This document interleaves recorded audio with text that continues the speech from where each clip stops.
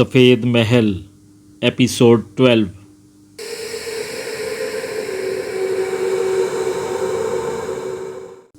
شوشو اسے بے ہوشی کے عالم میں دیکھ کر فوراً پانی لینے بھاگی۔ جب وہ ایک چھوٹے سے برتن میں پانی لے کر آئی تو کامران اٹھ کر بیٹھ چکا تھا۔ یہ اچانک کھڑے کھڑے تمہیں کیا ہو گیا تھا؟ شوشو نے اس کی طرف پانی بڑھایا۔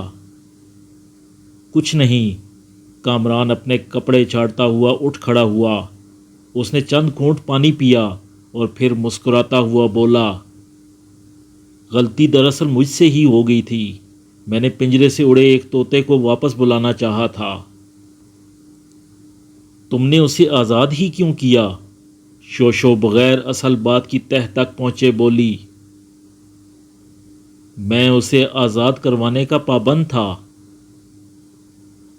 آزاد کروانے کے پابند تھے تو اسے دوبارہ قید کرنے کی فکر میں کیوں لگ گئے تھے؟ نہیں، قید نہیں، بس ذرا سا ایک کام تھا۔ خیر، ان باتوں پر اب خاک ڈالو اور ذرا میرے قریب آؤ، کامران نے اسے گھورتے ہوئے کہا۔ شوشو جانے کیا سمجھی، وہ بڑی بے تابی سے کامران کی طرف بڑھی اور اس کے اتنے نزدیک کھڑی ہو گئی کہ فاصلہ نہ رہا۔ کامران تیزی سے پیچھے ہٹ گیا، اب اتنے قریب بھی نہیں۔ اس نے سوچا پر زبان سے کچھ نہ کہا۔ اس نے اس کے دونوں ہاتھ پکڑ کر اپنے سامنے پھیلائے اور ہیروں سے بھری تھیلی اس کے ہاتھ پر رکھتا ہوا بولا، یہ اب تمہارے ہیں۔ نہیں، یہ میں نہیں لوں گی، مجھے شرمندہ نہ کرو۔ شوشو نے اپنے ہاتھ تیزی سے پیچھے کھینچ لیے۔ چھوٹی سی گڑیا، کامران نے پھر اس کا ہاتھ پکڑ لیا۔ مجھے ضد زیادہ پسند نہیں، میں جو کہتا ہوں اسے خاموشی سے مان لو۔ شوشو نے تھوڑی سی حیل و حجت کے بعد وہ ہیروں سے بھری تھیلی قبول کر لی اور ہنستی ہوئی بولی، اب تمہیں بھی میری ایک بات ماننا ہوگی۔ بولو۔ ذرا اپنا سر نیچے جھکاؤ۔ لو۔ کامران نے اپنا سر جھکایا تو وہ اس سے عنبر بیل کی طرح لپٹ گئی۔ کامران نے فوراً ہی اپنا جھکا ہوا سر اوپر اٹھا لیا۔ پستہ قد شوشو اپنے مقصد میں کامیاب نہ ہو سکی۔ تم کیا کرنے لگی تھیں؟ کامران نے پوچھا۔ شوشو نے چینپ کر دوسری طرف منہ پھیر لیا۔ وہ کیسے بتاتی کہ وہ کیا کرنے لگی تھی؟ پھر کامران نے اس کی طرف اپنے ہاتھ بڑھائے اور بولا، میں تمہیں اپنے ہاتھ چومنے کی اجازت تو دے سکتا ہوں۔ شوشو نے فوراً ہی کامران کا سیدھا ہاتھ اپنے دونوں ہاتھوں میں تھام لیا اور اس کے ہاتھ کی پشت پر اپنے سلگتے ہونٹ رکھ دیے۔ کامران نے دوسرے ہی لمحے بڑی آہستگی سے اپنا ہاتھ اس کے ہاتھوں سے آزاد کرا لیا۔ اس الوداعی بوسے کے بعد کامران بڑی خاموشی سے سرائے سے نکلا۔ باہر آیا تو اس کی چہیتی گھوڑی باہر کسی ہوئی کھڑی تھی۔ کامران نے پیار سے اس کی گردن تھپتھپائی۔ ابلا نے ہنہنا کر اس کے پیار کا جواب دیا، یہ تمہاری گھوڑی بڑی پیاری اور سیدھی ہے۔ شوشو نے ابلا کو تعریفی نظروں سے دیکھتے ہوئے کہا، ہاں، پیاری تو یہ ہمیشہ سے ہے، لیکن سیدھی ابھی ہوئی ہے۔ کیا مطلب؟ شوشو نے ابلا کی طرف دیکھتے ہوئے کہا، کچھ عرصہ پہلے یہ بڑی سرکش اور منہ زور ہوا کرتی تھی، بس یہ اتفاق سے ہی میرے قابو میں آ گئی، ورنہ اس نے اچھے اچھے سواروں کو اپنی ٹاپوں تلے کچل مارا ہے۔ ہائے، یہ اتنی خونخوار ہوا کرتی تھی، پر اب تو بڑی مسکین سی لگتی ہے۔ شوشو ابلا کے کولے پر ہاتھ مار کر بولی، تم نے اس پر کیا جادو کر دیا؟ میں نے اس پر فتح حاصل کی ہے۔ کامران نے ابلا کے بالوں میں انگلیاں پھیرتے ہوئے کہا، اس پر سوار ہو کر اس کے غرور کو توڑا ہے۔ کامران، کیا تم جانتے ہو کہ گھوڑی اور عورت کے مزاج میں بڑی یکسانیت ہوتی ہے؟ شوشو نے فلسفہ بگھارا۔ وہ کس طرح؟ کامران حیرت میں پڑ گیا۔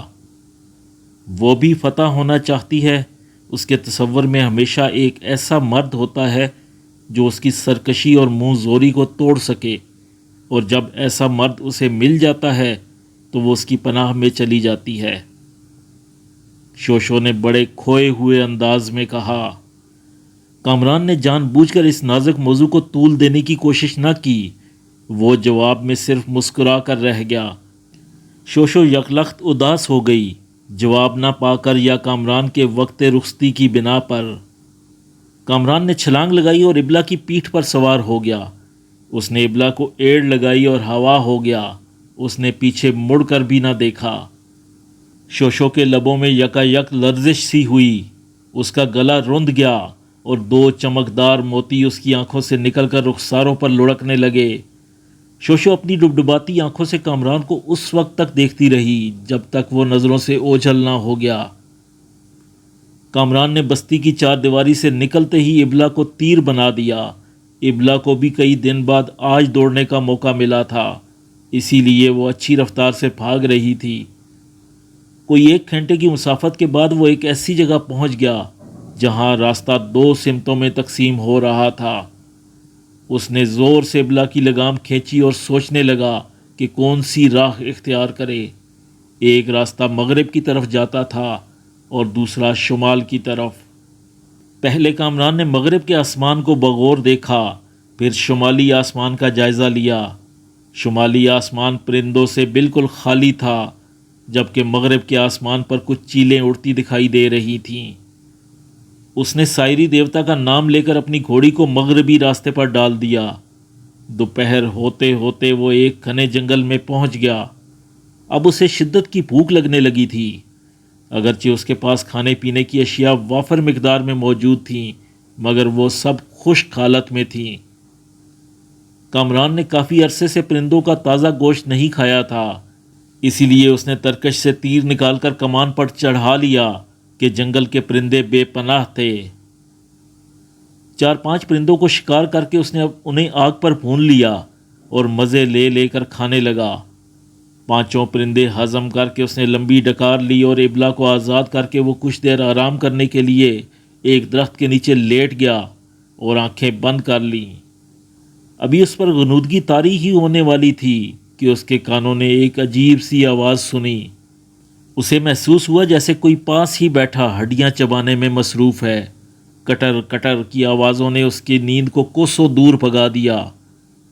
اس نے بغیر ہاتھ پاؤں ہلائے، بغیر حرکت کیے اپنی آنکھوں کی درزوں سے اطراف کا جائزہ لیا۔ ہڈیاں چبانے کی آواز سامنے آنے والی گھنی جھاڑیوں سے آ رہی تھی۔ وہ جھاڑیاں اتنی گھنی اور اندھیرے میں تھیں کہ باوجود کوشش کے اسے کچھ نہ دکھائی دیا۔ یہ گھنا جنگل ضرور تھا، مگر اسے اب تک کسی درندے کے آثار نظر نہ آئے تھے۔ اس کا خیال تھا کہ یہ جنگل درندوں سے پاک ہے، لیکن اب ہڈیاں چبانے کی آواز نے اس کے خیال کو باطل کر دیا تھا۔ ان گھنی جھاڑیوں کے پیچھے یقیناً کوئی درندہ اپنا شکار کھانے میں مصروف تھا۔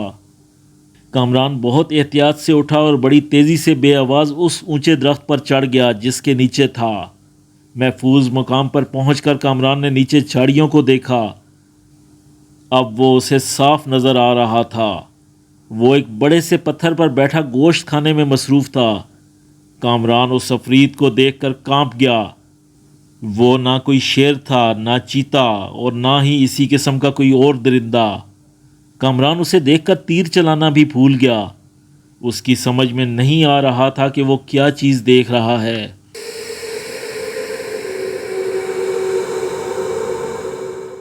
اتنے میں وہ بلا پتھر سے اٹھی۔ اس عفریت کے جسم پر بال ہی بال تھے، سرخ انگارہ آنکھیں، انسانوں کی طرح 4 ہاتھ پاؤں، اور قد عام انسانوں سے دگنا، لہیم شہیم اور خوفناک، 2 نوکیلے دانت منہ سے جھانکتے ہوئے۔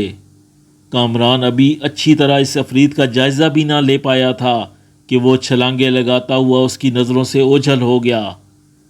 اس نے ایک گہرا اور ٹھنڈا سانس لیا۔ کچھ دیر میں وہ یوں ہی درخت پر بیٹھا رہا، لیکن جب اس بلا کے واپس لوٹنے کی توقع نہ رہی تو وہ جلدی جلدی درخت سے اترا اور ابلا کو تلاش کرنے لگا۔ اسے فکر تھی کہ کہیں اس کی گھوڑی کو اس بلا نے نقصان نہ پہنچا دیا ہو۔ اگر ایسا ہو گیا تو وہ کہیں کا نہ رہے گا، آخر ایک دن وہ خود بھی اس عفریت کا نوالہ تر بن جائے گا۔ وہ محتاط مگر پھرتیلے انداز میں ابلا کو ڈھونڈتا ہوا کافی آگے نکل گیا۔ آخر ایک جگہ اسے ابلا نرم گھاس پر منہ مارتی ہوئی دکھائی دے گئی۔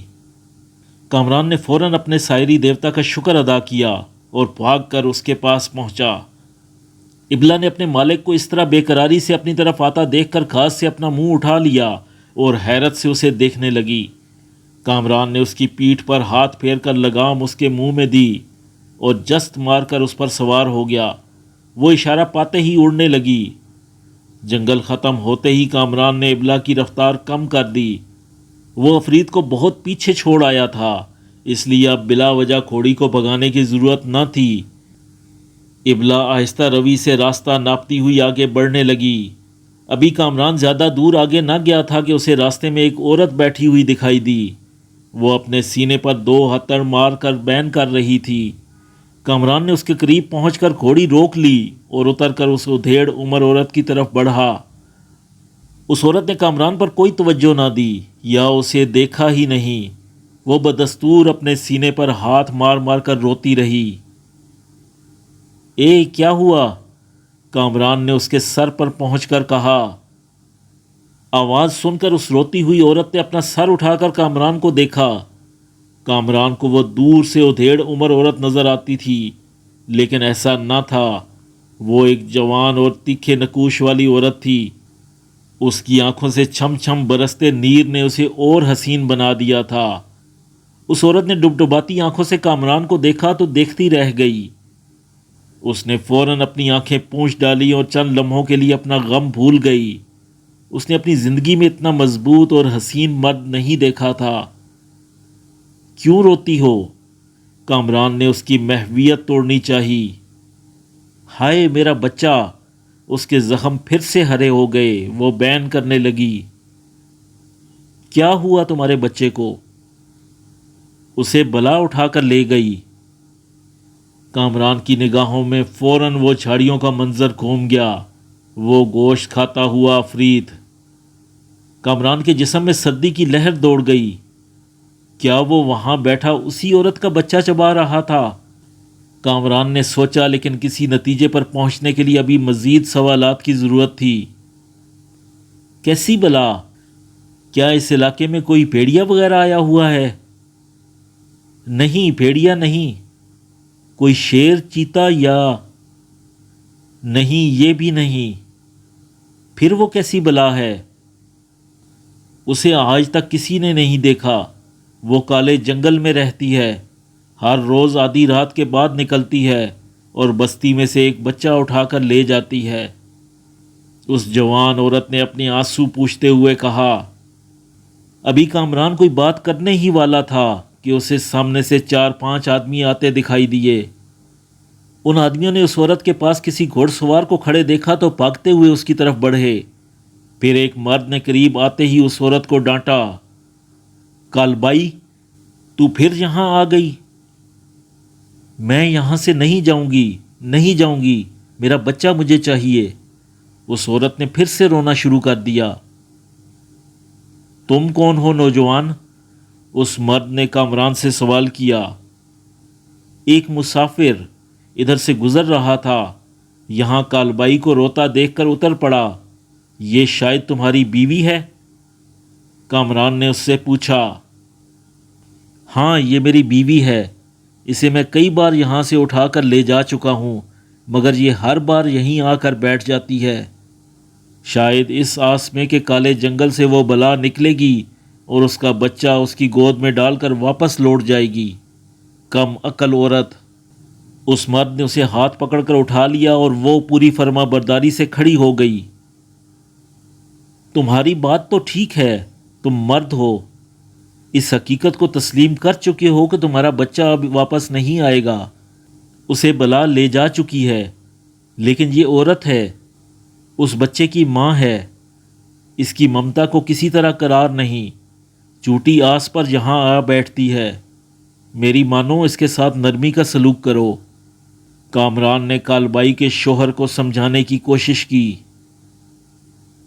نوجوان، کیا تم کالے جنگل کی طرف سے آ رہے ہو؟ اس نے پوچھا۔ ہاں، کامران نے جواب دیا۔ ہم نے سنا ہے کہ وہ بلا وہیں رہتی ہے۔ ہاں، تم نے ٹھیک سنا ہے، میں اسے اپنی آنکھوں سے دیکھ کر آ رہا ہوں۔ ہیں؟ کیا کہا؟ تم نے اس بلا کو دیکھا ہے؟ وہ سارے لوگ بلا کا ذکر سنتے ہی خوف سے ایک دوسرے کے قریب آ گئے اور حیرت سے کامران کو دیکھنے لگے۔ لیکن تم اس کے ہاتھوں سے بچ کر کیسے آ گئے؟ ان میں سے ایک مرد نے سوال کیا۔ اس نے مجھے کچھ نہیں کہا، شاید اس نے مجھے دیکھا ہی نہیں، وہ بلا اپنے کام میں مصروف تھی۔ کچھ دیر بعد وہ چھلانگیں لگاتی ہوئی میری نظروں سے غائب ہو گئی۔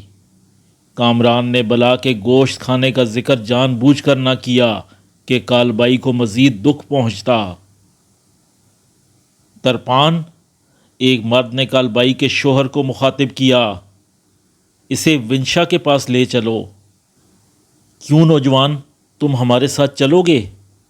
ترپان نے پوچھا۔ کالبائی اسے امید بھری نظروں سے دیکھ رہی تھی۔ وہ ڈر رہی تھی کہ کہیں یہ نوجوان بستی میں جانے سے انکار نہ کر دے۔ تم لوگ مجھے کہاں لے جانا چاہتے ہو؟ کامران نے کالبائی کی طرف دیکھتے ہوئے پوچھا۔ اپنی بستی میں سردار ونشا سے ملوانے، ترپان نے جواب دیا۔ کیوں؟ کامران نے حقیقت جاننی چاہی۔ تم پہلے شخص ہو جس نے اپنی آنکھ سے اس بلا کو دیکھا ہے۔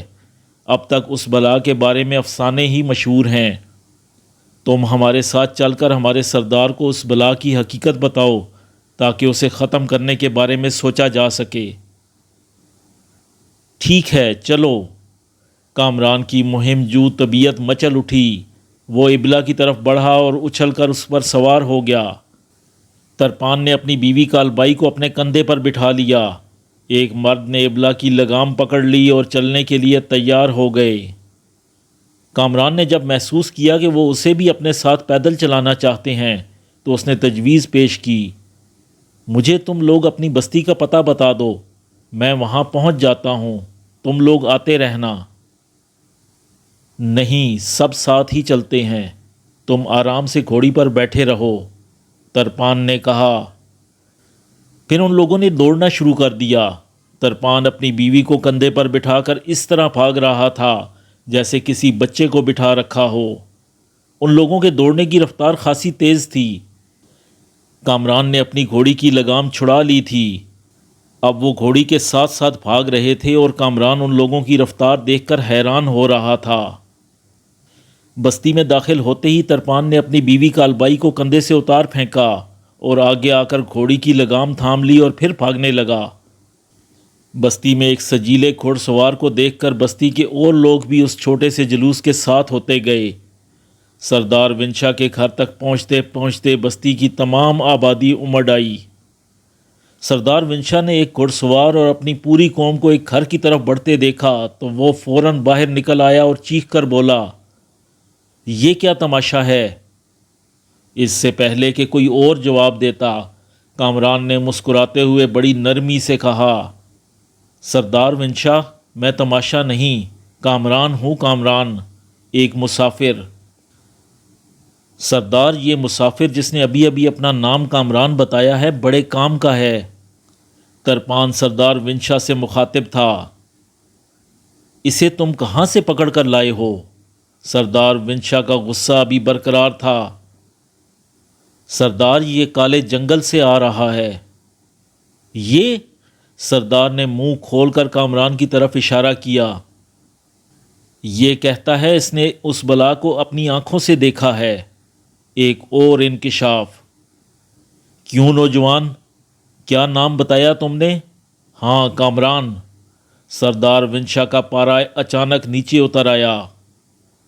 ہاں، یہ سچ ہے، کامران نے پورے اعتماد سے کہا۔ آؤ پھر، تم باہر کیوں کھڑے ہو؟ اندر آ جاؤ۔ سردار ونشا نے اس کا ہاتھ تھام لیا اور اسے اندر لے چلا۔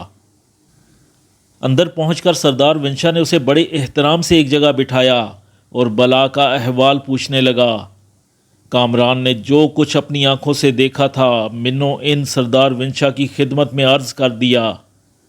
سردار بلا کا احوال سن کر فکر میں ڈوب گیا۔ پریشانی اس کے ماتھے پر لکیریں بن کر ابھر آئی۔ سمجھ میں نہیں آتا کیا کیا جائے۔ وہ خبیث بلا اس بستی کے بے شمار بچوں کو کھا چکی ہے۔ ان بچوں میں میرا بھی ایک بچہ شامل ہے۔ سردار ونشا نے ہاتھ ملتے ہوئے کہا۔ اس کا مطلب ہے کہ اس کی دلچسپی صرف بچوں تک محدود ہے، بڑوں کو اس نے کبھی نقصان نہیں پہنچایا۔ کامران نے کچھ سوچتے ہوئے کہا، نہیں، آج تک نہیں۔ سردار ونشا کی بجائے ترپان بولا، ٹھیک ہے، پھر زیادہ پریشان ہونے کی ضرورت نہیں، سمجھ لو کہ اس بستی کو اس عفریت سے نجات مل گئی۔ اس ظالم بلا پر قابو پانا اتنا آسان نہیں، وہ بہت چالاک ہے۔ وہ بڑی ہوشیاری سے بستی میں داخل ہوتی ہے اور بڑی خاموشی سے بچے کو اٹھا کر چلتی بنتی ہے۔ یہی وجہ ہے کہ باوجود کوشش کے اسے آج تک کوئی نہیں دیکھ سکا۔ سردار ونشا نے گہری سانس لیتے ہوئے کہا، میں نے اس بلا کو اپنی آنکھ سے دیکھ لیا ہے، اب میں ہی اس کی موت کا سبب بنوں گا۔ سردار، تم بالکل فکر نہ کرو، اب میں بستی میں اس وقت تک رہوں گا جب تک اس بلا کا کلا کما نہیں ہو جاتا۔ کامران نے مٹھیاں بھینچ کر بڑے یقین سے کہا، ہم زندگی بھر تمہارے احسان مند رہیں گے۔ سردار ونشا نے بڑی عاجزی سے کہا، اور جب تک تم یہاں ہو میرے مہمان رہو گے۔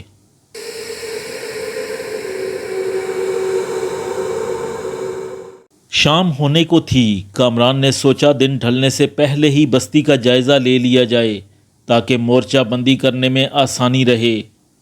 وہ سردار ونشا سے اجازت لے کر بستی کی سیر کے لیے نکل کھڑا ہوا۔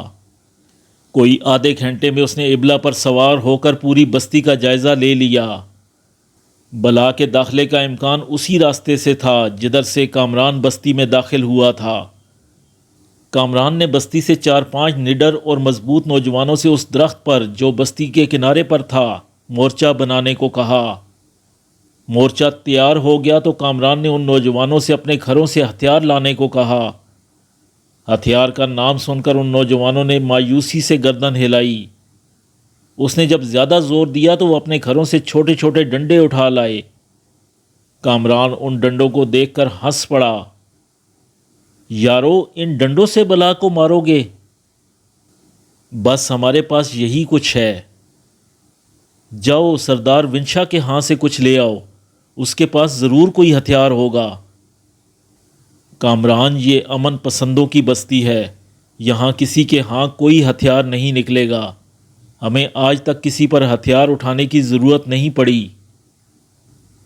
کسی پر ہتھیار اٹھانا یقیناً بری بات ہے، لیکن اپنے بچاؤ کے لیے ہتھیار رکھنا ہرگز برا نہیں۔ کامران نے سمجھانے کی کوشش کی۔ ہمارے سردار نے اس بستی کو ہتھیاروں سے خالی ہی رکھا ہے۔ ہتھیار گھر میں ہو تو استعمال کرنے کو جی چاہ سکتا ہے۔ عجیب فلسفہ ہے۔ ہاں، تم مسافروں کے لیے یہ بات عجیب ضرور ہے، لیکن ہمارے لیے باعث سکون۔